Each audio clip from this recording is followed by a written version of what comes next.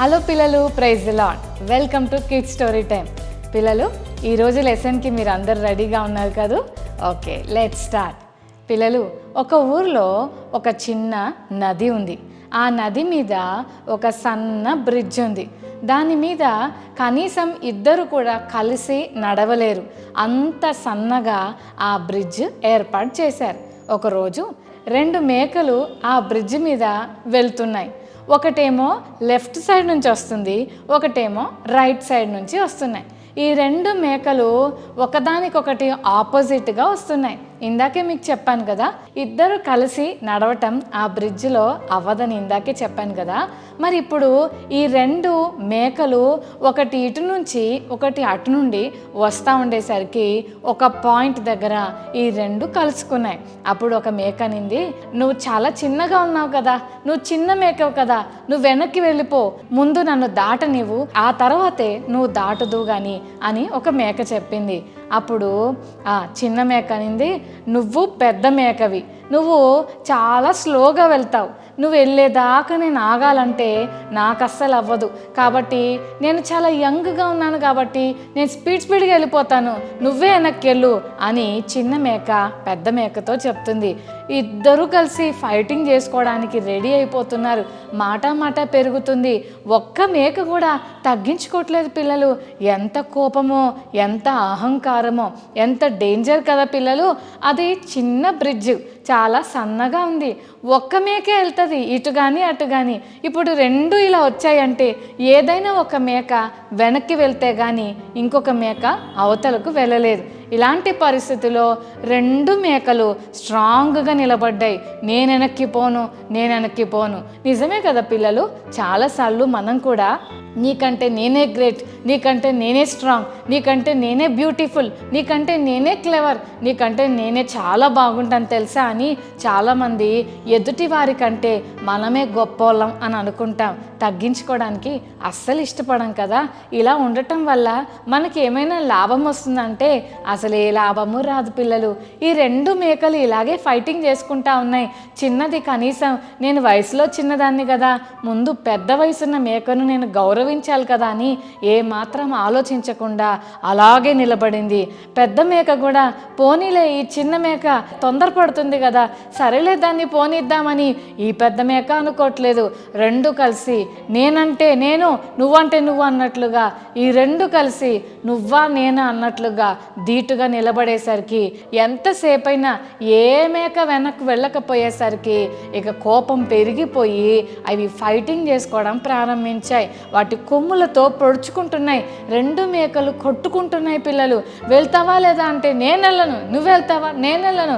ఇద్దరు వెళ్ళనని కొట్టుకొని ఆ బ్రిడ్జ్ మీద నుంచి కింద పడి ఆ 2 మేకలు కిందున్న నీళ్ళల్లో పడిపోయేసరికి స్పీడ్గా వస్తున్న వాటర్ వాటి రెండిటిని నెట్టుకొని వెళ్ళిపోయింది.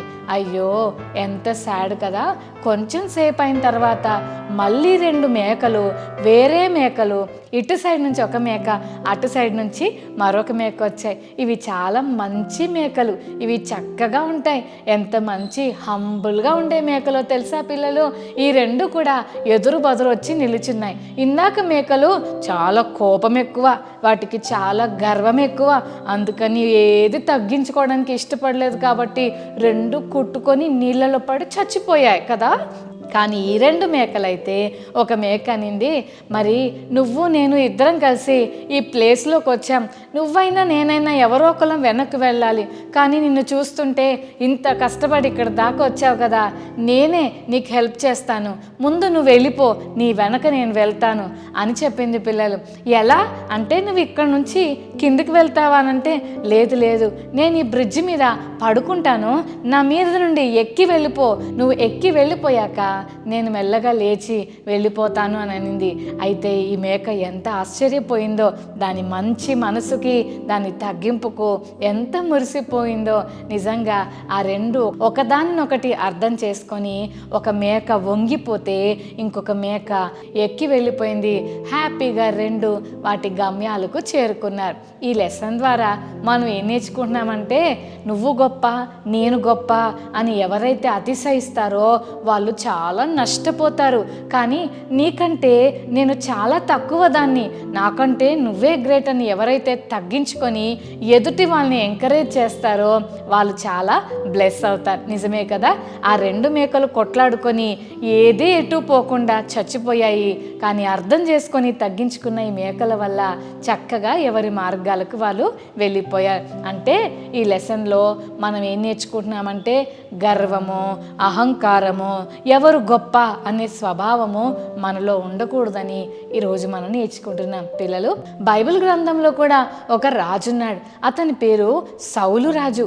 ఈ సౌలు కొంతకాలం ఇశ్రాయేల్ ప్రజల్ని మంచిగానే పరిపాలించాడు, అంతా బాగానే ఉంది.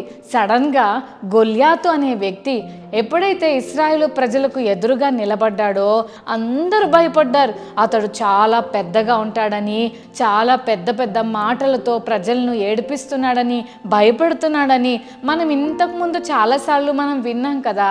ఆ గొల్యాతును చూసి సౌలు రాజు కూడా యుద్ధం చేయడానికి భయపడుతున్నప్పుడు దావీదును దేవుడు సిద్ధం చేసి దావీదును పంపిస్తాడు.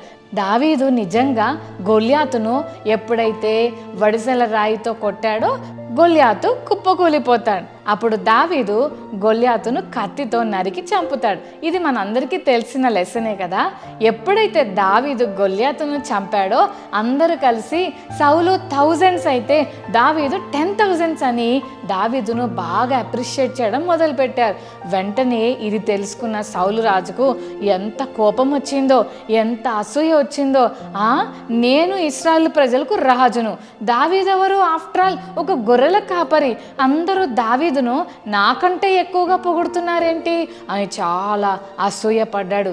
చిల్డ్రన్, కొన్నిసార్లు స్కూల్లో, కొన్నిసార్లు చర్చ్లో, సండే స్కూల్లో, మన ఇంట్లో మమ్మీ డాడీ కానీ ఎవరైనా మనకంటే వేరే వాళ్ళని మన ముందు పొగుడుతూ ఉంటే మన మనసు ఎలా ఉంది? ఒకసారి ఆలోచన చేయండి. అక్కను నువ్వు చాలా బాగా పాడావంటే నీకు కుళ్ళొస్తుందా? నువ్వు చాలా అందంగా ఉన్నావని ఎవరినైనా పొగుడుతుంటే నీకు అసూయ అనిపిస్తుందా? పిల్లలు, ఎవరినైనా మన ముందు మెచ్చుకుంటే మనం ఎప్పుడు కుళ్ళుకోకూడదు. సౌలు దావీదును చూసి కుళ్ళుకున్నాడు. దావీదును ఎలాగైనా చంపాలనుకున్నాడు. ఎంత కోపం వచ్చిందో దావీదును వెంటపడి వెతుకుతున్నాడు ఎక్కడ దొరుకుతాడని.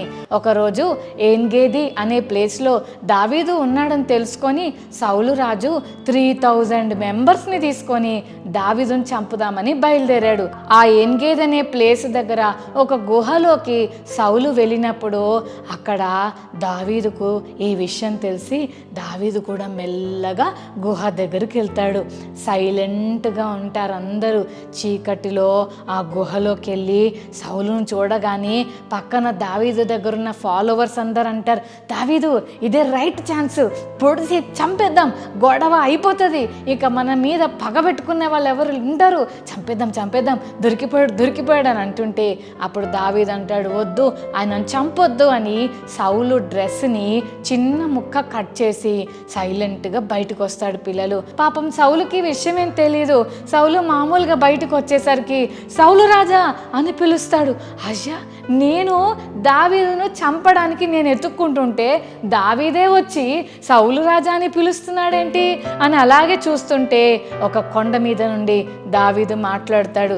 రాజా, నువ్వు అనుకుంటున్నావు నేను నీకు హాని చేస్తున్నానని, నేను నీ ఎనిమిని అనుకుంటున్నావు రాజా. నేను నీ ఎనిమిని కాదు, నేను నీకు దోస్తుని, నేను నీ సన్నలాగా నీ కొడుకు లాంటోడిని, నువ్వు నాకు డాడీ లాంటోడివి, నువ్వెందుకు నన్ను అనవసరంగా చంపాలని వెతుకుతున్నావు? నాకు నీ మీద ఏ పగ లేదు అని అన్నాడు. పిల్లలు, అదేంటి అలా అంటున్నావు అంటే, అవును రాజా, ఇదిగో ఈ డ్రెస్ క్లాత్ చూడు, నిజంగా నేను నిన్ను చంపాలనుకుంటే ఇందాకే నిన్ను చంపేసేవాడిని, కానీ నిన్ను చంపటం నాకు ఇష్టం లేదు. నువ్వు నమ్మవని నీ డ్రెస్ క్లాత్ చిన్న ముక్క కట్ చేసి తీసుకొచ్చాను. చూస్తున్నావా రాజా, ఇది నీదే.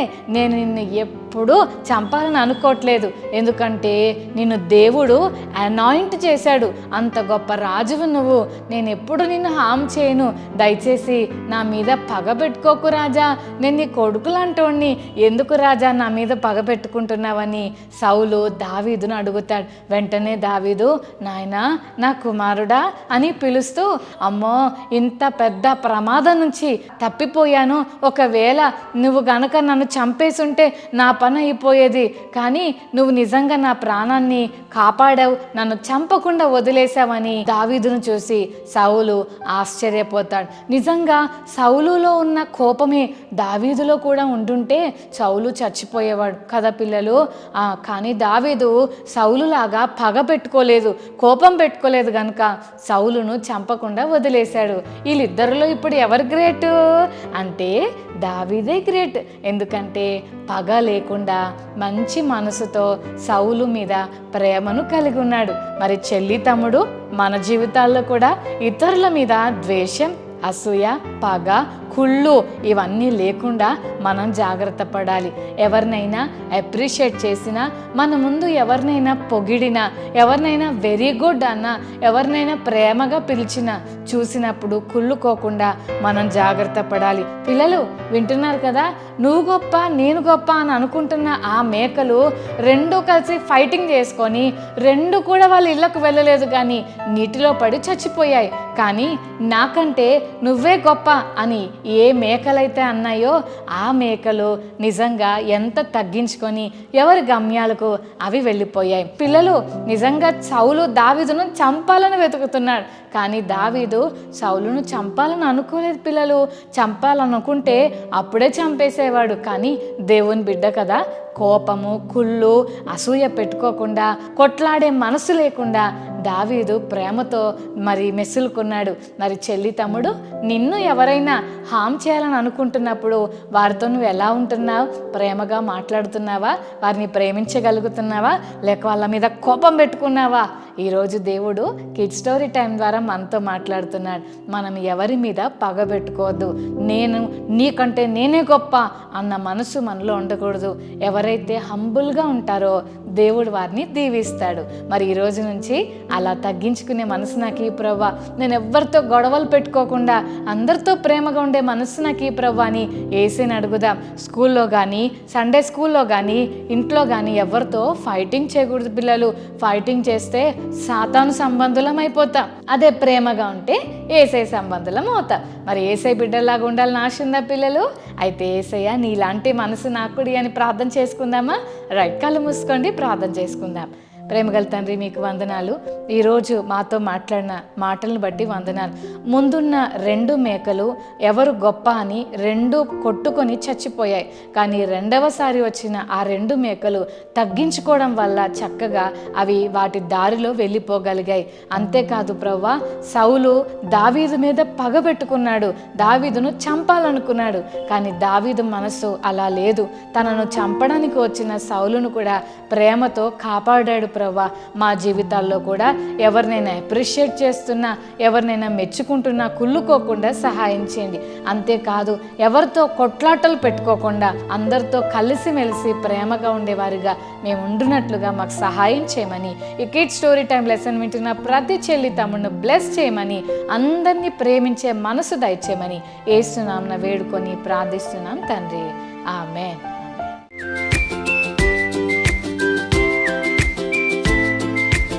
ఓకే చిల్డ్రన్, మరి ఈరోజు మెమరీ వర్స్ నేర్చుకుందామా? యాకోబు 4:6, జేమ్స్ 4:6. దేవుడు అహంకారులను ఎదిరించి దీనులకు కృప అనుగ్రహించును. మరొకసారి నేర్చుకుందామా? దేవుడు అహంకారులను ఎదిరించి దీనులకు కృప అనుగ్రహించును. యాకోబు 4:6. Okay children, God bless you. Bye.